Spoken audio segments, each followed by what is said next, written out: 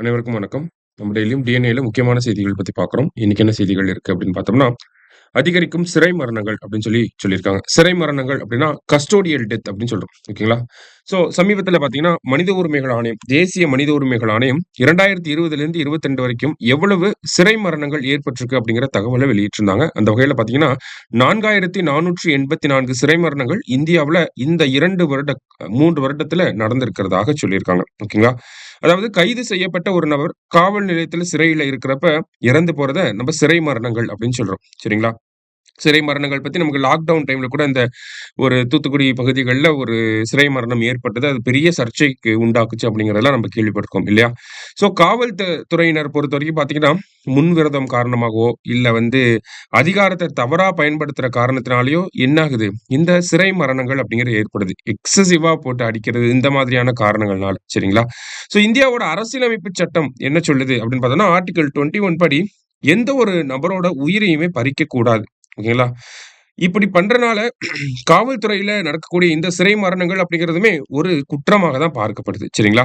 So இந்தியாவ பொறுத்தவரைக்கும் அதிகமான சிறை மரணங்கள் எந்த மாநிலத்தில இருக்கு அப்படின்னு பார்த்தீங்கன்னா, உத்தரப்பிரதேசம் மாநிலத்தில. அதன் பிறகு மத்திய பிரதேசம், மேற்கு வங்கம், மகாராஷ்டிரம் அப்படின்னு சொல்லி அப்படியே வருது. உத்தரப்பிரதேசல அதிகமான லாக்அப் டெத்ஸ் அப்படின்னு சொல்லுவாங்க. லாக்அப் மரணங்கள், லாக்அப் டெத்ஸ் அப்படின்னு சொல்லுவாங்க. சரிங்களா? அதே மாரி பெண்கள பொறுத்தவரைக்கும் பார்த்தோம்னா, பாலியல் துன்புறுத்தலுக்கு உண்டாக்கப்படுறது. இந்த மாதிரியான விஷயங்களுமே அதிகமா இந்திய காவல் நிலையங்கள்ல நடக்கிறதாக சொல்லியிருக்காங்க. தமிழ்நாட பொறுத்தவரைக்கும் பார்த்தீங்கன்னா, தென்னிந்திய அளவுல முதலிடம் வகிக்கக்கூடிய மாநிலம் தமிழ்நாடு இருக்கு. ஸோ இத நம்ம அட்ரஸ் பண்ண வேண்டிய ஒரு கட்டாயத்துல இருக்கோம். ஓகேங்களா? அடுத்ததா இழப்பீடுகள் பொறுத்தவரைக்கும் பார்த்தோம்னா, அ ஆர்டிகிள் 22 நமக்கு இந்த சட்டவிரோதமா ஒருத்தர கைது செய்யறதுலருந்து நம்மளை பாதுகாக்குது. அந்த வகையில நமக்கு காவல் துறையோடைய கட்டுப்பாட்டுல இருக்கக்கூடிய ஒருத்தர் இந்த சிறை மரணத்தினால இறந்து போயிட்டார் அப்படின்னா, அதுக்கு நீதிபதிகள் தான் பொறுப்பு. ஏன்னா ஜுடிஷியல் கஸ்டடில இருக்கப்ப இறந்து போயிட்டாங்க அப்படின்னா, அதுக்கு நீதிபதிகள் பொறுப்பேத்துக்குவாங்க. சரியா? ஸோ இருந்தாலுமே இந்த ஒரு சிறை மரணங்களுக்குன்னு பார்த்தோம்னா, ஸ்ட்ரிக்ட்டான கைட்லைன்ஸ் அப்படிங்கிறது கிடையாது. சரியான பாதுகாப்பு முறைகள் அப்படிங்கிறது ஏற்படுத்தப்படாம தான் இருக்கு. நேஷனல் ஹியூமன் ரைட்ஸ் கமிஷன் என்ன பண்றாங்க அப்படின்னா, ரெக்கமெண்டேஷன்ஸ குடுக்குறாங்க. இப்போ காம்பன்சேஷன சொல்லுவாங்க. சரிங்களா?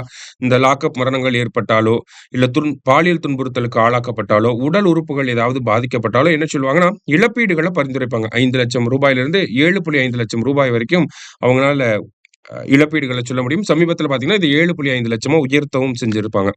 இருந்தாலுமே நேஷனல் ஹியூமன் ரைட்ஸ் கமிஷன பொறுத்தவரைக்கும், அவங்களுக்கு ஒரு ரெக்கமெண்டேட்டரி பாடி தான். அவங்களோட ரெக்கமெண்டேஷன்ஸ ஸ்டேட் கவர்ன்மெண்ட்ஸ் செய்யணும் அப்படின்னு சொல்லி எந்த ஒரு கட்டாயமே கிடையாது. இதனாலேயும் கூட அதிகமான லாக்அப் மரணங்கள் அப்படிங்கிறது இந்தியாவுல இருக்கு. அதிகரிச்சுட்டே வருது அப்படிங்கிறதையும் நம்ம பார்க்க முடியுது. சரிங்களா? ஸோ இந்த லாக்அப் டெத்ஸ பிரிவென்ட் பண்றதுக்காக ப்ராப்பர் கைட்லைன்ஸ் அப்படிங்கிறத கொண்டு வரணும். அத இன்னும் டிலே பண்ணக்கூடாது அப்படிங்கிறது தான் இந்த ஆர்டிகிள்ல நமக்கு சொல்லியிருக்காங்க. ஃபுல் அண்ட் ஃபுல் லாக்அப் டெத்ஸ பத்தி இந்த இடத்துல பேசியிருக்காங்க. சரியா? இதுல மெயின்ஸ் பாயிண்ட் ஆஃப் வியூல கொஞ்சம் யூஸ் ஆகும். ஸோ நம்ம அகாடமில பார்த்தீங்கன்னா, F1 டெஸ்ட் சீரிஸ் குரூப் 1க்காக போய்க்கிட்டு இருக்கு. ஸோ இந்த டெஸ்ட் சீரிஸ பொறுத்தவரைக்கும் பார்த்தீங்கன்னா, நமக்கு 18 டெஸ்ட் இருக்க போகுது. ஆம்.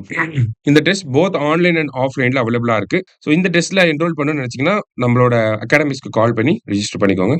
நன்றி.